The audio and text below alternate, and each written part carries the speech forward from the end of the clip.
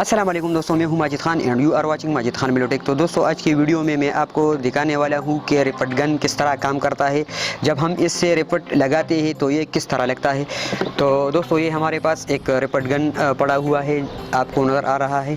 तो ये कुछ इस तरह वर्क करता है कि हम इसके इस सामने वाले मुँह में इस तरह रिपट गन का ये जो पिन है ये हम इसके अंदर डाल लेते हैं इस तरह।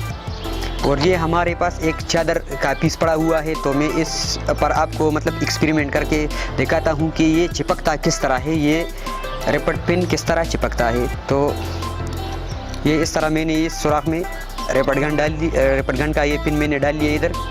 अब जैसे ही मैं रिपट गन को प्रेस करता हूँ तो आपको नज़र आ रहा है ये जो पिन है ये मतलब ये अपनी शेप चेंज कर रहा है,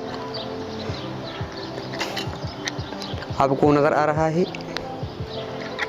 और जब अब मैं करूँगा तो ये रिपट गन लग गया। तो इस तरफ से ये आपको इस शेप में नज़र आ रहा है और बैक साइड से ये रिपट गन इधर, ये जो रिपट गन का पिन है तो ये इधर इस तरह आपको नज़र आ रहा है, अच्छी तरीके से लग गया। तो दोस्तों, रिपट इस तरह वर्क करता है। तो